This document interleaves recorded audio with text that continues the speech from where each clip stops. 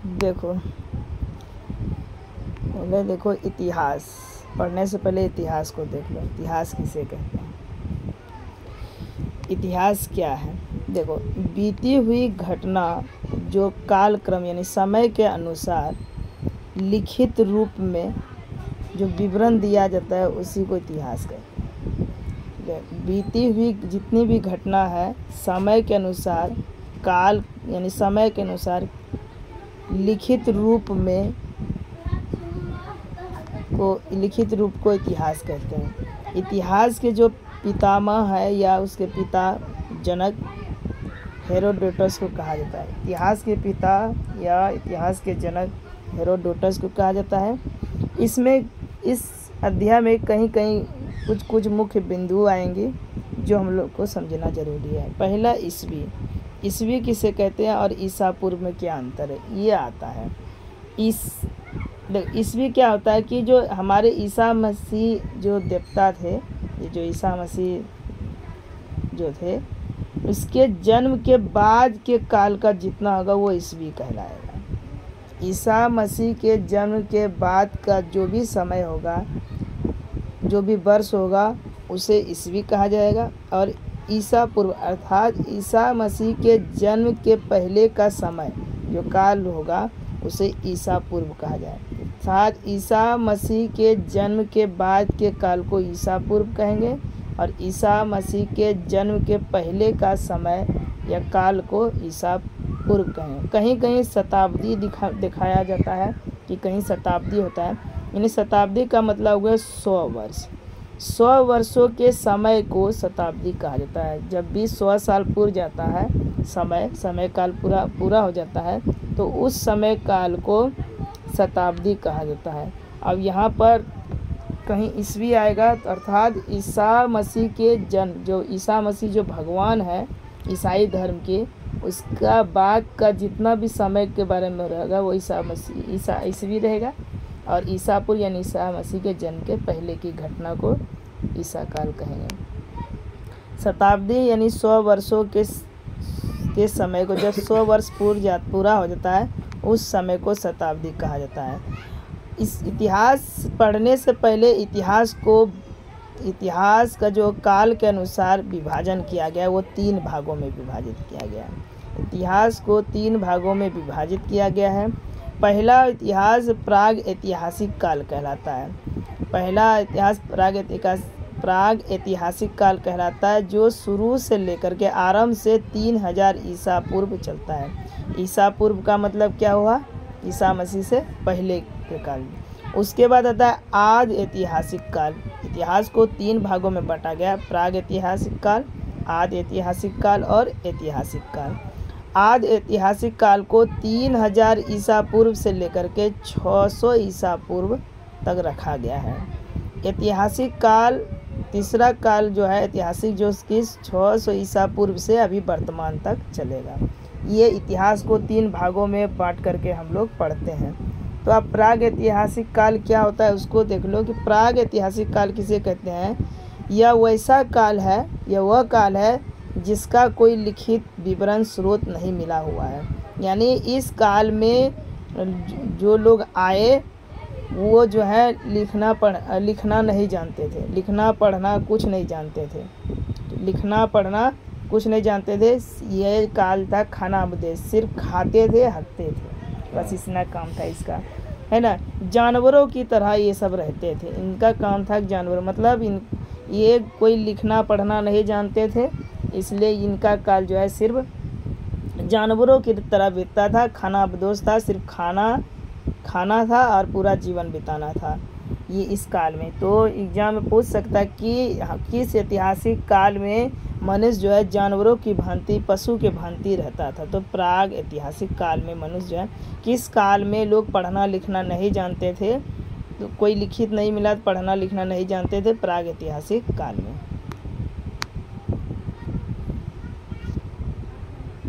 उसके बाद आदि ऐतिहासिक काल में जब ये काल आया, ठीक है, जब ये आदि ऐतिहासिक काल आया तो कुछ थोड़ा पढ़ा लिखा लोग यहाँ पर यहाँ पर तो क्या हुआ कि पढ़ना लिखना साफे नहीं जानते थे, पूरा नहीं जानते, लेकिन इस काल में लिखना जानते थे लेकिन पढ़ना नहीं जानते थे। उस काल में ना लिखना जानते ना पढ़ना जानते थे, जानवर की तरह रहते थे, खाली खाते थे, शिकार करते थे। और इस काल में ये आदि ऐतिहासिक काल जब आया इतिहास का, तो इसमें लोग लिखा हुआ मिला, लेकिन इसको लिखा तो मिला लेकिन इसको पढ़ा नहीं जा सका। कुछ से कुछ लिखा मिला लेकिन यहाँ पर पढ़ नहीं सके, लेकिन अभी तक इसको पढ़ा नहीं जा सका। इसे जो है आदि ऐतिहासिक काल कहते हैं। अर्थात जिस काल में लोग पढ़ना लिखना नहीं जानते थे, जानवरों की भांति रहते थे, सिर्फ खाते थे, पीते थे और पूरा इधर जीवन बिताते थे, वो तुम्हारा होता था प्राग ऐतिहासिक काल। जब कुछ समय के बाद हो गया, यानी 3000 ईसा पूर्व जब आया, तो 3000 ईसा पूर्व में आदि ऐतिहासिक काल आया। आदि ऐतिहासिक काल में लिखित विवरण, यानी लिखना जानते थे लेकिन पढ़ना नहीं जानते थे, इसलिए लिखा हुआ स्रोत मिला और पढ़ा हुआ स्रोत नहीं। अब ऐतिहासिक काल अभी की जो घटना है, इसमें लोग जो है पढ़ना लिखना दोनों जानते थे। ऐतिहासिक काल उस काल को कहते हैं जिसमें लोग पढ़ना लिखना दोनों जानते, उसे ऐतिहासिक काल। इसमें लिखित विवरण था, पढ़े लिखे लोग थे, इसलिए ऐतिहासिक काल कहा जाता है। अब इस इतिहास को जानने के लिए विभिन्न स्रोतों का उपयोग किया जाता है। यानी हमारा जो इतिहास है, ये इतिहास को जानने के लिए कई स्रोत हैं, मतलब किनके द्वारा हम इतिहास के बारे में पता लगा सकते हैं। तो इतिहास के अध्ययन, यानी इतिहास को पढ़ने के लिए या इतिहास को जानकारी के लिए कई स्रोत हैं। पहला है साहित्यिक स्रोत, दूसरा है पुरातात्विक स्रोत और विदेशी यात्रियों का भी। साहित्यिक का मतलब है इतिहास को जानने के लिए कई किताबों का पढ़ना पड़ता है, उसके द्वारा हमको इतिहास की जानकारी मिलती है। पहला पुरातात्विक स्रोत, पुराने तत्वों को देख करके उसका अंदाज़ा लगा करके इतिहास के बारे में जानकारी प्राप्त होती है। तीसरा, ये कई विदेशी यात्री यहाँ पर घूमने आए और आक्रमण किए, उनके द्वारा उनका जीवनी पढ़ करके हमको इतिहास के बारे में जानकारी मिलती है। अर्थात इतिहास के अध्ययन के स्रोत एग्जाम में पूछता है कि इतिहास के अध्ययन के स्रोत कौन सा है, तो 3 स्रोत है, साहित्यिक स्रोत, पुरातात्विक स्रोत और विदेशी यात्रियों के। यानी इतिहास को पढ़ने के लिए हमको कौन कौन स्रोतों की ज़रूरत है। पहला साहित्यिक स्रोत, यानी साहित्य में साहित्यिक स्रोत को भी यहाँ पर 2 भागों में बांटा गया है। साहित्यिक स्रोत को 2 भागों में बांटा गया है। पहला धार्मिक साहित्य एवं लौकिक साहित्य। धार्मिक साहित्य, लौकिक साहित्य को धर्मेतर साहित्य भी कहा गया है। धार्मिक साहित्य में क्या होता है कि धार्मिक साहित्य में धर्म के बारे में बताया गया है। इनको 4 वर्गों में बांटा गया है। धार्मिक साहित्य स्रोत 3 प्रकार के, साहित्यिक यानी इतिहास को जानने के लिए 3 स्रोत पाए गए हैं, साहित्यिक स्रोत, पुरातात्विक स्रोत और विदेशी यात्री के विवरण के द्वारा। पहला साहित्य स्रोत में अगर साहित्य स्रोत को पढ़ते हैं, साहित्य को पढ़ते हैं, तो उसमें 2 चीज़ों की जानकारी मिलती है। 2 भागों में बांटा गया, एक धार्मिक साहित्य यानी धर्मों के बारे में बताया गया, एक लौकिक साहित्य, लौकिक मतलब परमात्मा के बारे में जो बताया गया है, ईश्वर को प्राप्ति के बारे में, ईश्वर की जानकारी के बारे में कैसे पता लगते हैं। तो जो हमारा धार्मिक साहित्य को 4 भागों में बांटा गया है, इस चारों भागों को हम पढ़ेंगे। ये 4 भाग निम्न है। हमारा एग्जाम में पूछ लिया धार्मिक स्रोतों का वर्णन करें, तो उनको 4 भागों में, धार्मिक मतलब धर्म, यानी धार्मिक स्रोत में धर्म के बारे में पढ़ेंगे, वहाँ पर कितने प्रकार के धर्म थे और वो धर्म की क्या व्यवस्था थी, उसके अंतर्गत कौन सब आते हैं।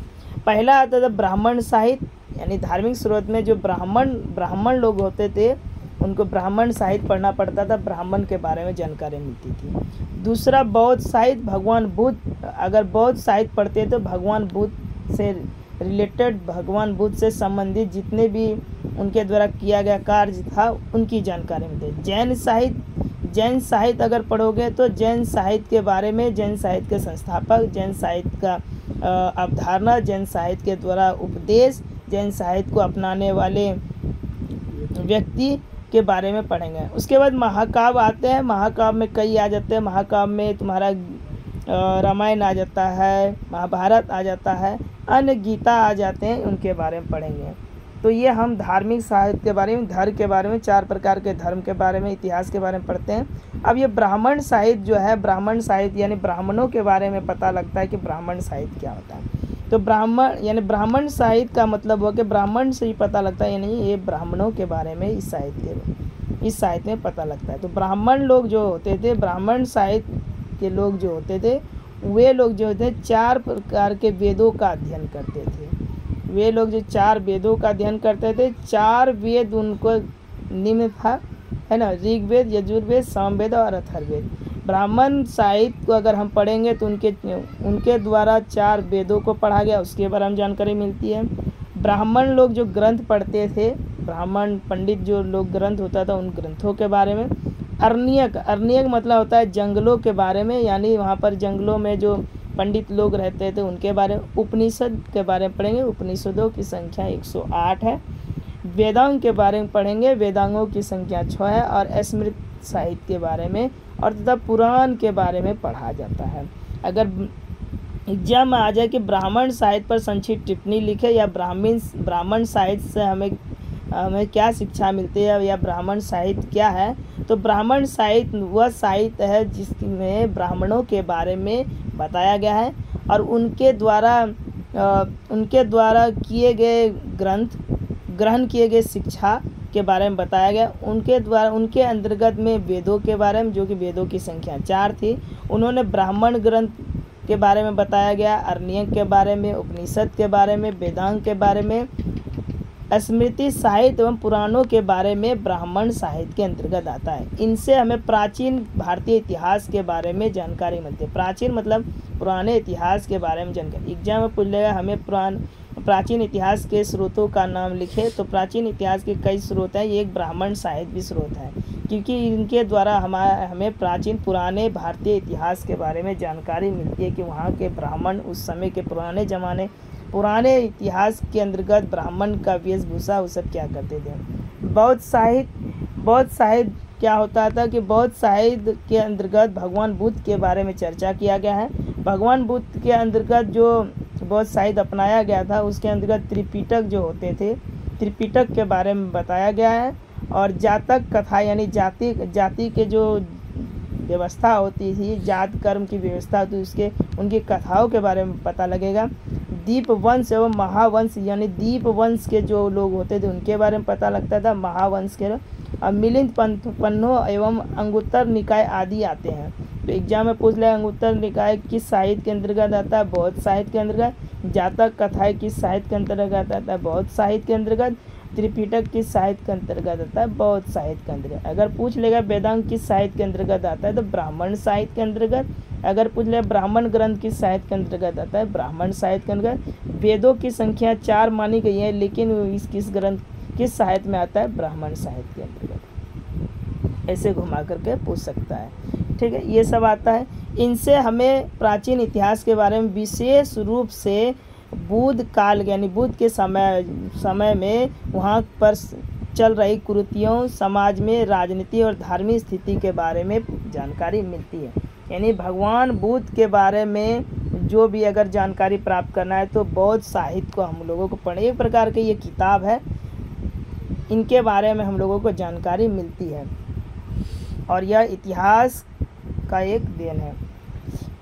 और अगला आता है जैन साहित्य। जैन साहित्य को हम लोग आगम भी कहते हैं, यानी जैन साहित्य को आगम कहा जाता है, इसमें क्या होता है कि जैन साहित्य में जैन धर्म के लोगों के बारे में चर्चा की गई है और जैन ग्रंथों के बारे में बताया गया है, जिसमें 12 अंग पाए गए हैं, 12 उपांग पाए गए हैं, 10 प्रकीर्णन पाए गए हैं एवं 14 पर्व।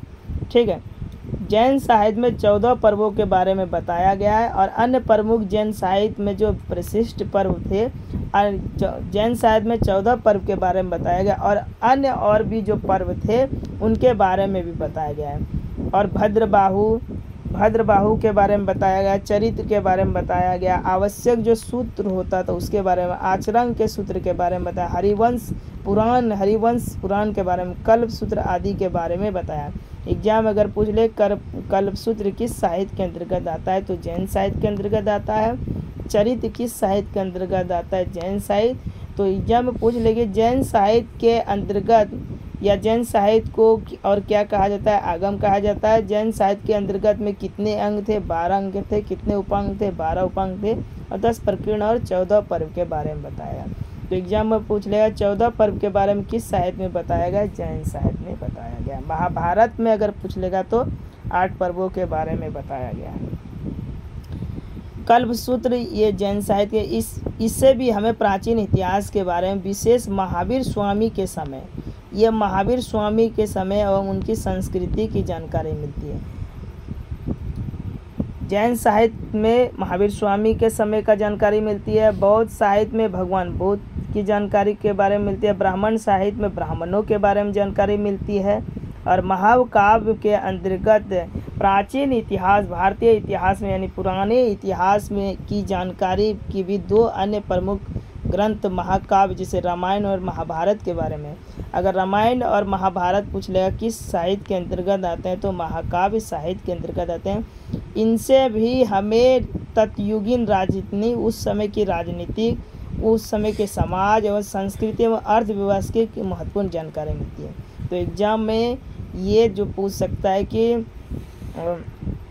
साहित्य के स्रोत, हमारे साहित्य स्रोतों के नाम बताइए और उनसे किनकी जानकारी या विस्तृत वर्णन करें, तो इसको पूरा हम डिटेल में पढ़ सकते हैं। धार्मिक साहित्य के अंतर्गत आया था। धर्मों के बारे में पढ़ाए थे। 4 प्रकार के धर्म पाए गए थे, बौद्ध धर्म, जैन धर्म और तुम्हारा ब्राह्मण ग्रंथों के बारे में, महाकाव्य के बारे में इसमें आता है। अब अगला आता है लौकिक साहित्य। लौकिक साहित्य क्या होता है कि लौकिक साहित्य जो है, लौकिक साहित्य अर्थात लौकिक साहित्य को धर्मेतर साहित्य भी। लौकिक साहित्य के अंतर्गत इतिहास का घटना के बारे में, आधा ऐतिहासिक ग्रंथों के बारे में और जीवनियों को लिया जाता है। इसमें सभी महात्मा पुरुष के जीवनियों के बारे में बताया जाता है। अब ऐतिहासिक ग्रंथ जो होते हैं उसमें 2 लौकिक साहित्य में 2 ग्रंथों के बारे में, ऐतिहासिक ग्रंथ और आद्र ऐतिहासिक ग्रंथों के बारे में। अब ऐतिहासिक ग्रंथ होता क्या है उसके बारे में पता करेंगे। तो ऐतिहासिक ग्रंथ जो है ये कौटिल्य के द्वारा लिखा गया है। कौटिल्य को चाणक्य भी बोला जाता है। और जो रचित अर्थशास्त्र जो है मौर्य साम्राज्य के काल के समय जो राजनीतिक इतिहास की जो व्यवस्था थी उसकी जानकारी एवं महत्वपूर्ण स्रोत के बारे में पता लगता है ऐतिहासिक ग्रंथ में। इस प्रकार इस ग्रंथ में कलहन द्वारा जो रचा गया है वो राजतरंगिणी के बारे में कश्मीर के इतिहास की जानकारी मिलती है। अर्थात ऐतिहासिक ग्रंथ में कौटिल्य के बारे में पता लगता है, कौटिल्य की जीवनी के बारे में पता लगता है। और कौटिल्य को चाणक्य भी कहते हैं। और उनके द्वारा जो अर्थशास्त्र लिखा गया उसमें जो राजनीतिक व्यवस्था थी उनके इतिहास के बारे में, उनके प्रमुख स्रोतों के बारे में पता लगता है। और एक बात, ऐतिहासिक ग्रंथों में इसी प्रकार कलहन के द्वारा जो राजतरंगिणी लिखी गई है और उसमें जो है कश्मीर के बारे में, जो कश्मीर में जो हुई घटनाएं, कश्मीर पर पाए गए स्रोत, कश्मीर में जो घटित घटनाएं, उन सभी की जानकारी प्राप्त होती है। ये भी एक महत्वपूर्ण ग्रंथ है ऐतिहासिक ग्रंथ। जब मैं पूछ लेगा कि राजतरंगिणी किस ग्रंथ के अंतर्गत आते हैं, तो ऐतिहासिक ग्रंथ के अंतर्गत आते हैं। ये किनके द्वारा लिखा गया है, कलहन के द्वारा लिखा गया है। अब आता है कि आर्ध ऐतिहासिक, यानी आर्ध माने आधा और आधा ऐतिहासिक की जानकारी किसमें आता है, मुद्रा राक्षस। मुद्रा राक्षस जो लेख है जो वो विशाखा दत्त के द्वारा लिखा गया है। और विशाखा दत्त कृत जो मुद्रा राक्षस लिखा गया है वो चाणक्य की कूटनीति के बारे में बताया गया कि मुद्रा राक्षस में जो चाणक्य जो थे उसकी कूटनीति के बारे में बताया गया। और जो कूटनीति के द्वारा नंद वंश को कैसे समाप्त किया गया और चंद्रगुप्त को राज को कैसे पुनः स्थापित किया गया। यानी मुद्रा राक्षस में जो चाणक्य थे वो कूटनीतक थे और कूटनीतक कर करके नंद वंश को कैसे समाप्त किया गया और चंद्रगुप्त मौर्य का काल कैसे द्वारा स्थापित किया गया, इसकी जानकारी हमें मुद्रा राक्षस में मिलती है जो कि विशाखा दत्त के द्वारा लिखी गई है। अष्टाध्यायी है। अष्टाध्यायी जो है पाणिनि के द्वारा लिखी गई है। इसमें मौर्य वंश से पहले तथा मौर्य युगीन यानी मौर्य के समय के राजनीति पर प्रकाश है। उस समय के राजनीतिक व्यवस्था थी वहाँ, या उस समय राजा महाराजा मंत्री जो भी होते थे उसके बारे में जानकारी हमें अष्टाध्यायी मिलती है। तो एग्जाम में कई प्रकार से पूछ सकते हैं कि मौर्य पूर्व से यानी मौर्य काल के पूर्व की जानकारी हमें किससे मिलती है, तो अष्टाध्यायी से मिलती है, जो कि पाणिनि के द्वारा लिखा गया है। उसके बाद अगला आता है कि माल विक्रम गृहमित्र, ये जो कि कालिदास के द्वारा लिखा गया है। इसमें शुंगकालीन इतिहास यानी शुंग वंश के समय के इतिहास की जानकारी, अगर हमें शुंग वंश की जानकारी प्राप्त करना है तो ये माल की वक्र गृहमित्र नाम जो ग्रंथ है जो कालिदास के द्वारा लिखा गया इसमें पाया जाता है। शुंग वंश की जानकारी प्राप्त होगी। महाभास के द्वारा पतंजलि शुंग सम्राट पुष्यमित्र शुंग के पुरोहित थे। पुरोहित माने राजा होता है। तो महाभास में पतंजलि थे और शुंग वंश के जो पुष्यमित्र जो राजा थे, इनके ग्रंथों में महाभास से उनकी शुंग वंश के काल की जानकारी मिलती है। तो एग्जाम में पूछे शुंग वंश की जानकारी किससे मिलती है, तो महाभास से मिलती है। ठीक है। और कुछ महाभास से और भी कुछ जानकारी मिलती है जो पढ़ सकते हैं, जो है जीवनी ग्रंथ। एक आता है जीवनी ग्रंथ मतलब उनकी जीवनी के बारे में, उनकी दिनचर्या, उनके अपने जीवन काल के बारे में संपूर्ण जानकारी। अश्वघोषकृत जो है बुद्ध चरित्र यानी गौतम बुद्ध के चरित्र पर प्रकाश डालता है। यानी अगर गौतम बुद्ध के चरित्र के बारे में पता लगाना है तो अश्वघोष के द्वारा जो बुद्ध चरित्र नामक जो ग्रंथ की रचना की है उसमें भगवान बुद्ध के चरित्र के बारे में बताया गया है। बाणभट्ट के द्वारा जो हर्ष चरित्र लिखा गया है, इसमें सम्राट हर्षवर्धन के जीवन के बारे में बताया गया। यानी सम्राट जो राजा हर्षवर्धन थे उसकी अगर जानकारी प्राप्त करना है तो हर्ष चरित्र नामक ग्रंथ को पढ़ोगे, तो जो कि बाणभट्ट ने रचा है। इसमें हर्षवर्धन के काल का जीवन, यानी गौतम बुद्ध के बारे में, पूरा गौतम बुद्ध की जीवनी के बारे में पढ़ना है तो अश्वघोषकृत जो बुद्ध चरित्र नाम से है उसको पढ़ोगे तो भगवान बुद्ध का पूरा जीवनी, उसके चरित्र के बारे में पढ़ सकते हो। एक होता है विल्हनकृत जो विक्रम देव चरित्र कल्याणी के चालुक्य सम्राट विक्रमादित्य खष्ट का विवरण प्रस्तुत होता है। यानी विल्हन में विक्रमादित्य जो थे, चालुक्य वंश के सम्राट जो थे, उसके बारे में पता लगता है। पृथ्वीराज जो थे वो चौहान सम्राट से पृथ्वीराज चौहान के तृतीय जीवन और कृत पर प्रकाश है। यानी पृथ्वीराज रासो या पृथ्वीराज राजो के बारे में जो ये ग्रंथ पढ़ेंगे, इसमें सम्राट और पृथ्वीराज जो चौहान थे उसके तृतीय जीवन के बारे में, उनके तीसरा जीवन के बारे में इसमें जानकारी मिलती है। ये था ग्रंथों के बारे में, और ग्रंथों से क्या जानकारी मिलती है उसके बारे में हम लोगों ने पढ़े। अब अगला आता है पुरातात्विक स्रोत यानी पुराना तत्वों की जानकारी। तो पुरातात्विक स्रोत हम लोग साहित्य स्रोत की जानकारी के लिए हम पढ़ लिए कि साहित्य स्रोत की जानकारी किससे मिलती है। अब आता है पुरातात्विक स्रोत। पुरातात्विक स्रोत की जानकारी हमें प्राचीन भारतीय इतिहास की जानकारी के प्रमाणिक है। यानी पुराने तत्वों की जानकारी जो है प्राचीन भारतीय इतिहास की जानकारी को पता लगते हैं। ये प्रमाण दिया किया जाता है और विश्वसनीय स्रोत है माना जाता है। यानी पुरातात्विक स्रोत यानी पुराने तत्वों का जो जितने भी वस्तु हैं और इतिहास के बारे में सबसे प्रमुख जानकारी इन्हीं के द्वारा मिलती है, और वो विश्वसनीय है, विश्वास करने योग्य है, और ये महत्वपूर्ण स्रोत माना जाता है। पुरातात्विक स्रोत के अंतर्गत जो है शिलालेख आता है, अभिलेख आता है, गुहालेख आता है, मुद्राएं आता है, स्मारक और मूर्तियां, चित्रकला आदि के बारे में हमको जानकारी मिलती है। ये पुराने स्रोत, पुरातात्विक का मतलब पुराना स्रोत, और पुराना स्रोत एक ऐसा स्रोत है जिसमें प्रमाणिक और विश्वास करने योग्य इतिहास की जानकारी मिलती है। अगला आता है विदेशी यात्रियों के विवरण। प्राचीन यानी पुराने इतिहास, भारत के इतिहास को जानने के लिए हमें धर्मनिरपेक्ष यानी धर्मों को जो अपनाया गया था सही रूप से, उनके साहित्यिक स्रोत में जो विदेशी यात्रियों के द्वारा वृत्तांत यात्रा जो किए थे उनके महत्वपूर्ण जो स्थान थे उसके बारे में जानकारी मिलती है।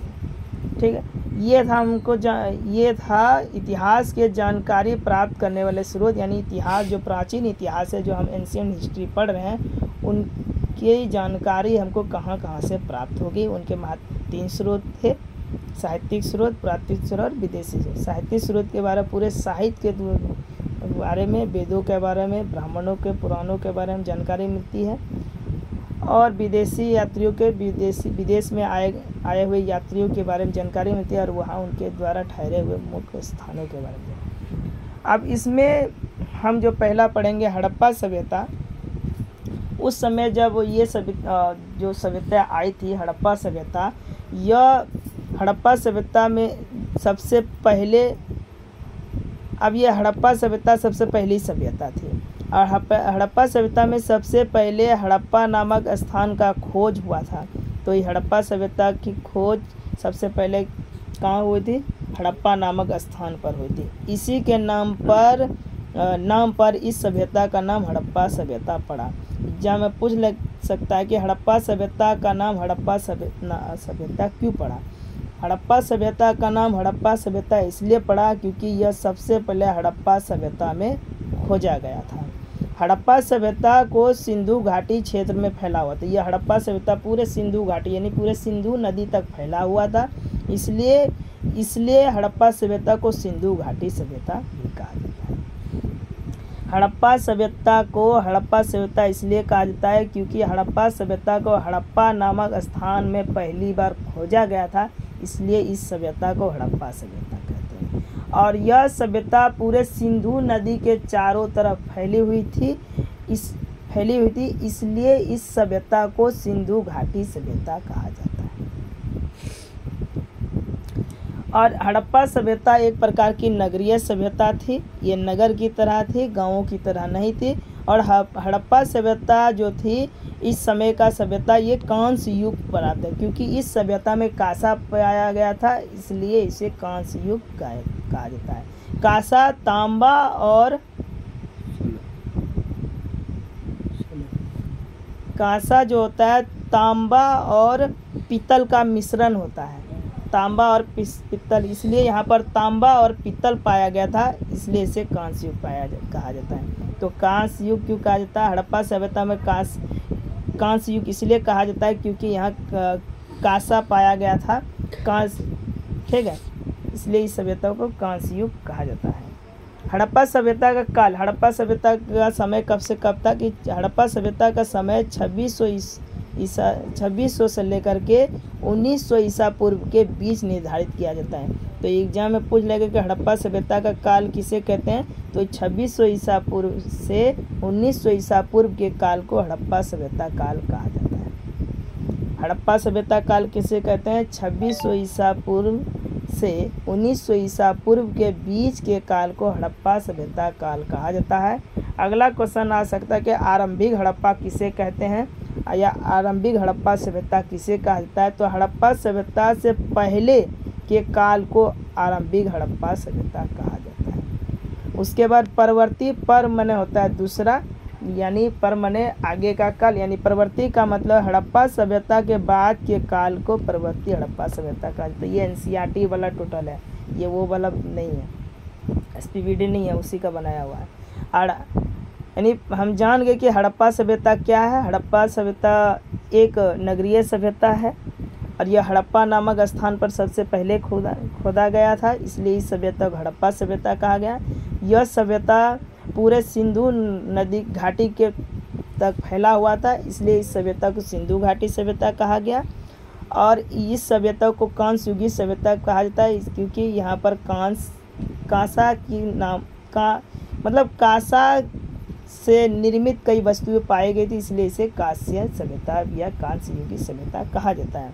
यह सभ्यता, इस सभ्यता का समय 2600 ईसा पूर्व से 1900 ईसा पूर्व के बीच का काल माना गया, इसलिए इस सभ्यता को हड़प्पा सभ्यता काल भी कहा जाता है। हड़प्पा सभ्यता से पहले और भी एक काल आई थी जिसे आरंभिक सभ्यता काल भी कहा जाता है, और हड़प्पा सभ्यता के बाद की जो एक काल आई थी उसे परवर्ती हड़प्पा सभ्यता कहा जाता है। अब यहाँ पर बताता है कि हड़प्पा सभ्यता के समकालीन सभ्यता यानी हड़प्पा सभ्यता के जो समकालीन सभ्यता थी उसके बारे में बताया गया। ये एनसीईआरटी के अनुकूल है, इसी के अनुसार मारना। हड़प्पा सभ्यता की समकालीन की सभ्यता मिस्र की सभ्यता थी। हड़प्पा सभ्यता की समकालीन सभ्यता मेसोपोटामिया की सभ्यता थी, ईरान की सभ्यता थी और चीन की सभ्यता थी। इस किसकी सभ्यता नहीं थी? क्रीट की सभ्यता नहीं थी। ठीक है, एनसीईआरटी के अकॉर्डिंग मारोगे सही रहेगा, बाकी सब किताब बेकार है, इस बात को याद रखना। तो हड़प्पा सभ्यता की समकालीन सभ्यता, इसलिए हम कहते हैं जब बाद में पढ़ाएंगे सब क्लियर हो जाएगा। हड़प्पा सभ्यता की समकालीन सभ्यता मिस्र की सभ्यता, मेसोपोटामिया की सभ्यता, ईरान की सभ्यता और चीन की सभ्यता मानी जाती है। ये 4 सभ्यता थी, इसके समय की सभ्यता थी, बाकी सभ्यता बेकार थी। हड़प्पा सभ्यता के जानकारी के स्रोत, यानी हड़प्पा सभ्यता में किसकी जानकारी मिली। हड़प्पा सभ्यता हम जब घूमने आए तो हड़प्पा सभ्यता में क्या चीज़ की जानकारी मिली? तो हड़प्पा सभ्यता में हम लोगों को वहाँ के आवास की जानकारी मिली, वहाँ पर घर बनाए जाते थे, कई प्रकार के घर बनाए जाते थे, उनकी जानकारी मिली। वहाँ के घर जो होते थे ईंटों के बने होते थे और पक्की ईंटों से बने होते थे, ऐसी जानकारी मिलती थी। और वहाँ का घर बनाने से पहले नालों का निर्माण किया जाता था। और यह सभ्यता हड़प्पा सभ्यता एक त्रिभुजाकार आकृति की होती थी। वहाँ पर और एक मृद भांड भी मिले थे। मृद माने मिट्टी और भांड मतलब बर्तन, यानी वहाँ के जो है वहाँ हमें मिट्टियों के बर्तनों की जानकारी भी मिली। हड़प्पा सभ्यता में आभूषण यानी आभूषण भी पाए जाते थे। इससे यह पता चलता है कि हड़प्पा सभ्यता के लोग जो है आभूषण का उपयोग करते थे। आभूषण का मतलब कि हीरा जेवरात जो भी होते हैं वो पहनने वाला ही, यानी अर्थात वहाँ पर श्रृंगार पटार भी होता था। हड़प्पा सभ्यता में कई औजार भी पाए गए। तो कई प्रकार के औजार थे जो आगे नेक्स्ट क्लास में हम करेंगे। वहाँ पर मोहर भी पाया गया और सबसे पहले हड़प्पा सभ्यता में सेलखड़ी नामक पत्थर के मोहर पाए गए। और सबसे पहले हड़प्पा सभ्यता की जानकारी हमें मोहरों के द्वारा प्राप्त की जाती है। ये हमें इनकी जानकारी प्राप्त हुई। हड़प्पा सभ्यता में कुछ स्थल भी पाए गए, प्रमुख स्थल थे जो उनके बारे में पढ़ेंगे। ठीक है, ये बहुत ही महत्वपूर्ण है जो कि एक ऑब्जेक्टिव में बनता है। अभी हम जो पढ़ा रहे हैं, जिसका छूटेगा वो क्या छूटेगा तुमको पढ़ करके खुद पता लग जाएगा कि क्या छूट रहा है। हड़प्पा सभ्यता में कई प्रमुख स्थल पाए गए। पहला हड़प्पा जो कि पंजाब में था, अभी पाकिस्तान में पाया जाता है। तो एग्जाम में पूछे हड़प्पा सभ्यता किस राज्य में है, तो वो पंजाब में था, अभी वर्तमान किस देश में है, पाकिस्तान में है। हड़प्पा सभ्यता मोहनजोदड़ो भी पाया गया जो कि सिंध में है, अभी जो कि वो पाकिस्तान में है। हड़प्पा सभ्यता में चन्हूदड़ो भी पाया गया और ये इसके बारे में एक डिटेल से सब सभ्यता को हम पढ़ेंगे जो भी स्थल पाया गया। इस हड़प्पा सभ्यता पंजाब में है, पाकिस्तान में है। हड़प्पा सभ्यता क्या पाई गई, हड़प्पा सभ्यता के लोग कैसे रहते थे, सबकी इसकी जानकारी पहले देख लो कि मतलब कौन कौन स्थल पाए गए। हम लोगों ने क्या जानकारी प्राप्त की, आवास के बारे में, मृद भांड मिला, आभूषण मिले, कई प्रकार की चीज़ें मिले उसके बारे में। एक होता है सुतका गेंडोर जो कि बलूचिस्तान में है और ये पाकिस्तान में भी है अभी भी वर्तमान में। एक कोटडीजी भी पाया गया जो कि सिंध में है और ये पाकिस्तान में पाया जाता है। रंगपुर जो है गुजरात में था, कालीबंगा राजस्थान में था, सुरकोटड़ा जो था गुजरात में था, रोपड़ पंजाब में था, लोथल गुजरात में था।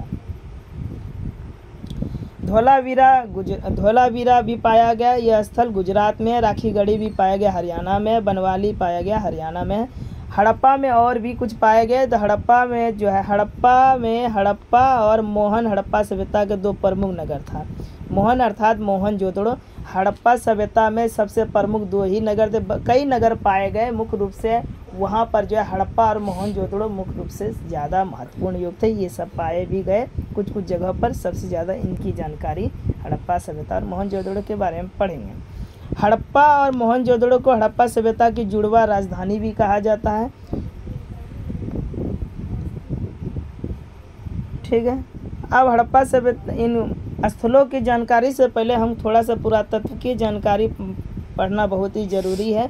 पुरातत्व किसे कहते हैं? पुरातत्व एक प्रकार का विज्ञान है, वह विज्ञान है जिसके माध्यम से पृथ्वी के गर्भ में जितनी भी जानकारी छिपी होती है उसको खुदाई करके इतिहास के लोगों की जो भौतिक जीवन का जो ज्ञान प्राप्त किया जाता है उसे ही पुरातत्व कहा जाता है। यानी पुरातत्व उसे कहा जाता है वह पुरानी वस्तु या पुरातत्व वह विज्ञान है जिसके माध्यम से अर्थात जिसके द्वारा पृथ्वी के अंदर में गर्भ में जो छिपी हुई सामग्री जो वस्तुएं पाई गई हैं उनको खुदाई करके उसके द्वारा इतिहास के लोगों के भौतिक अवस्था वहाँ के रहन सहन की जानकारी प्राप्त किया जाता है, उस तत्व को पुरातत्व कहा जाता है। अब यहाँ पर इतिहास में हम कभी कभी पुरावित भी पढ़ेंगे, कहीं कहीं जगह पर पुरावित की बात कही है। पुरावित उसे कहते हैं, जैसे पुरावित का मतलब है कि विभिन्न स्थानों पर जो उत्खनन किया जाता है और उत्खनन करके जो पुराने वस्तुएं पाई जाती है अर्थात सामग्री के रूप में जो उनको खोजते हैं उन्हीं विद्वान को पुरावित्व या पुरावित कह देते हैं। अर्थात पुरातात्विक स्रोत किसे कहते हैं? पुरातात्विक विज्ञान पुरातात्विक क्या है? पुरातत्व क्या है? पुरातत्व वह वस्तु है जो इतिहास की जानकारी प्राप्त करता है।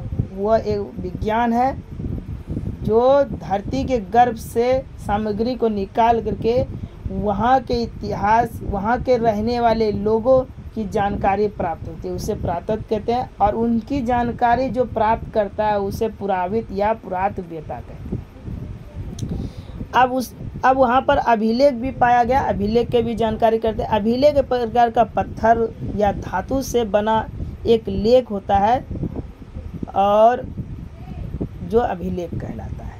अभिलेख क्या है? अभिलेख एक प्रकार का लेख है जो पत्थर या धातु पर लिख करके उसका उपयोग किया जाता है और उससे इतिहास की जानकारी प्राप्त होती है, उसी को क्या कहते हैं? अभिलेख। शॉर्टकट में बोल सकते हैं पत्थर या धातु पर लिखे गए लेख को अभिलेख कहते हैं। वहाँ आप कुछ जगह पर इतिहास में उत्खनन के बारे में भी हम समझेंगे। बहुत बच्चे पढ़ाते हैं तो उत्खनन क्या होता है बीच बीच में बोलते हैं उत्खनन समझता नहीं। उत्खनन किसे कहते हैं? धरातल यानी धरती का वह तल से खुदाई करके जो पुराने तत्वों की सामग्री प्राप्त करना ही उत्खनन है। मतलब उत्खनन का मतलब है खुदाई, यानी पुराने तत्वों को प्राप्त करने के लिए जो सिस्टम होता है, जो सामग्री प्राप्त करने का जो नियम होता है उसी को उत्खनन यानी खुदाई, जो खोदने की क्रिया को उत्खनन कहते हैं। इसमें कई जगह कार्बन 14 की विधि के बारे में भी पढ़ेंगे, तो कार्बन 14 विधि क्या है उसके बारे में पढ़ लेना है।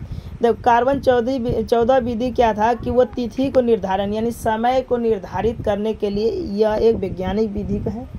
इस वैज्ञानिक विधि में क्या होता है कि कार्बन की जो मात्रा होती है 14 होती है और जिस पदार्थ में कार्बन की मात्रा कम पाई जाती है उसको इतिहास में गिना नहीं जाता है और वह उतना ही प्राचीन और पुराना माना जाता है। यानी कार्बन 14 विधि क्या है? कार्बन 14 विधि वह विधि है जिसमें तिथि को निर्धारित मतलब समय को निर्धारित करने या तिथि को निर्धारित करने का एक नियम है और जिसमें कार्बन की मात्रा 14 पाई जाती है। अगर किसी में कार्बन की मात्रा जितना कम होगा वह इतना पुराना होगा। अब इस साइड आते हैं। संस्कृति किसे कहते हैं? कभी कभी पूछ लेता है कि हड़प्पा सभ्यता की संस्कृति क्या है, संस्कृति किसे कहते हैं? तो पुरातत्विद का मतलब हम समझ गए कि इतिहास की जानकारी का जो पता लगाते हैं। इतिहासकार जो संस्कृति शब्द का प्रयोग पुराने वस्तुओं के ऐसे समूह के लिए करते हैं जो एक विशिष्ट शैली के होते हैं, वो एक प्रकार का आकार शैली का होते हैं और सामान्यतः एक साथ एक विशेष भौगोलिक क्षेत्र तथा कालखंड से संबंध में पाए जाते हैं। संस्कृति का मतलब कि वहाँ के रहन सहन और वहाँ का वातावरण, वहाँ के परिवर्तन, वहाँ भौगोलिक के अनुसार वहाँ के परिवर्तन का जो रहन सहन होता है उसी को संस्कृति कहते हैं। इस समय के अनुसार काल के अनुसार वहाँ पर बदलती गई। हड़प्पा सभ्यता हड़प्पा एग्जाम में पूछता है हड़प्पा सभ्यता का विस्तार के बारे में बताइए, यानी हड़प्पा सभ्यता कहाँ से कहाँ तक फैला हुआ है। तो हड़प्पा सभ्यता अगर बोला जाए तो हड़प्पा सभ्यता पूरब में जो है आलमगीर तक फैला हुआ है जो कि मेरठ में पाया गया है।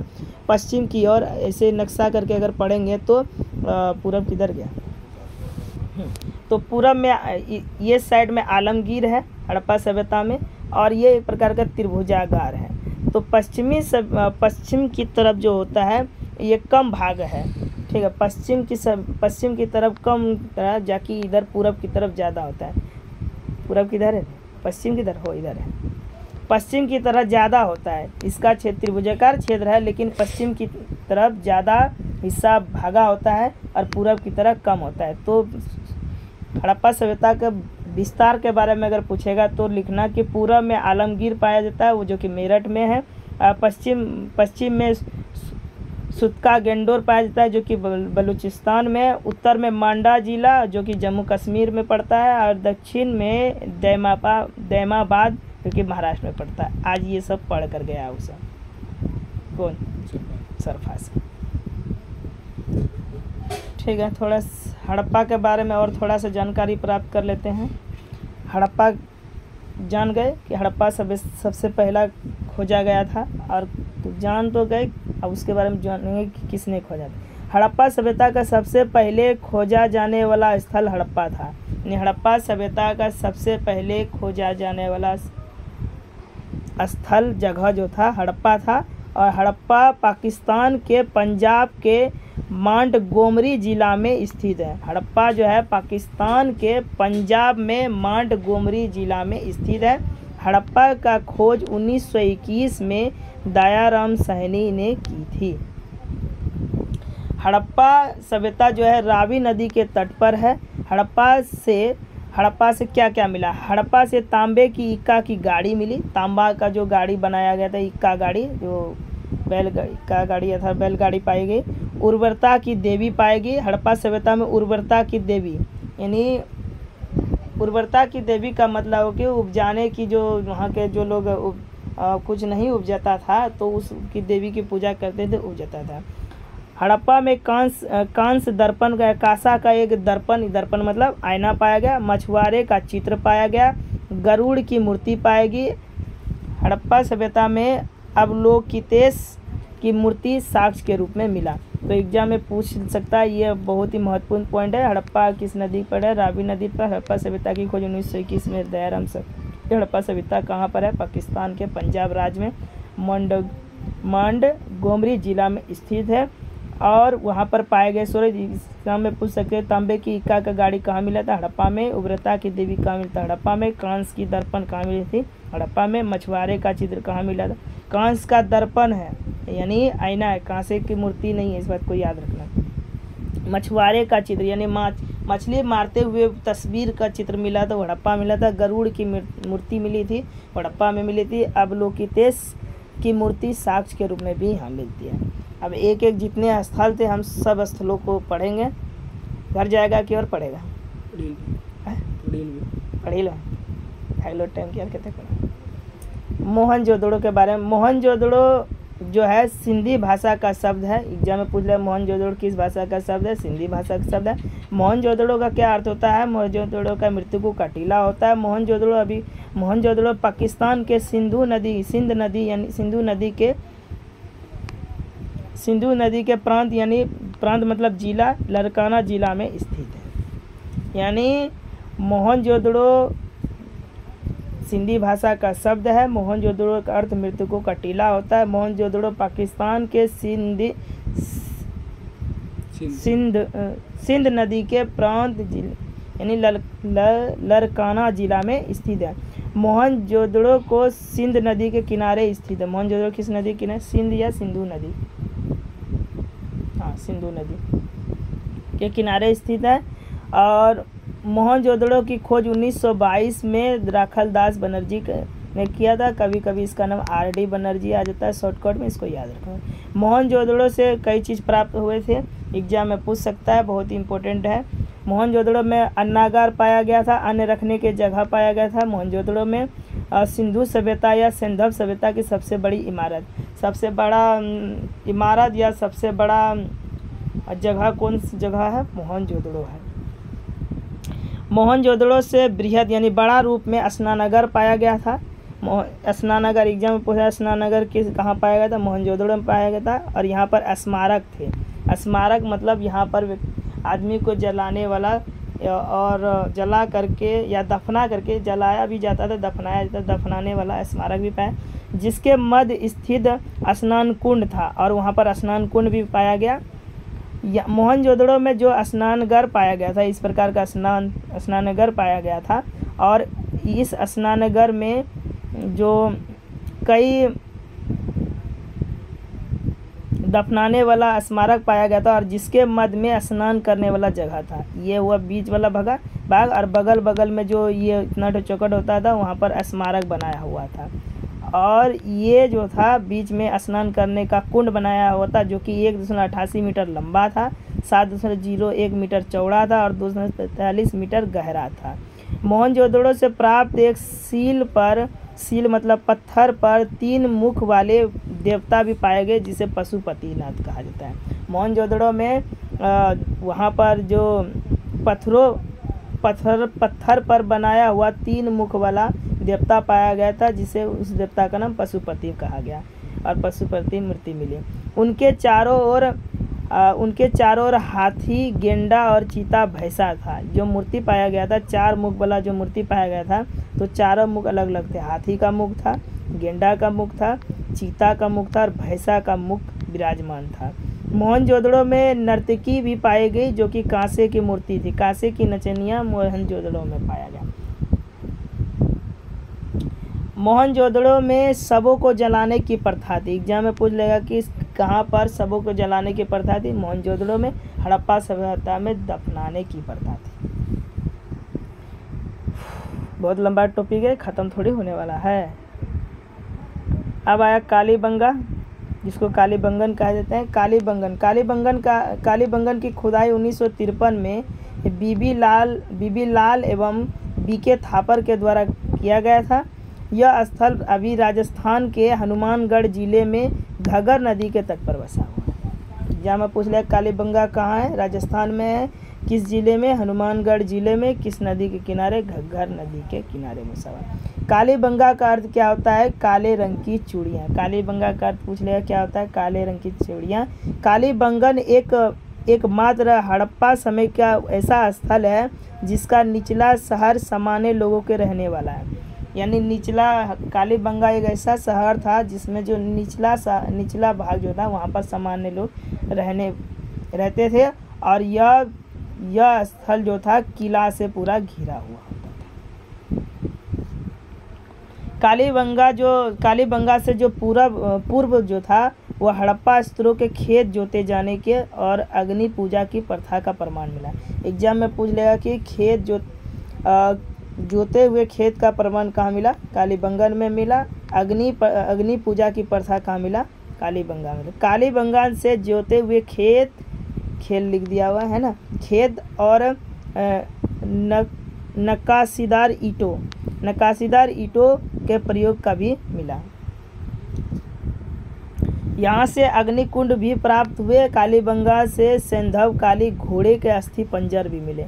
एग्जाम में पूछा घोड़ा का अस्थि पंजर कहाँ मिला? कालीबंगा मिला। रहने दो, है ना।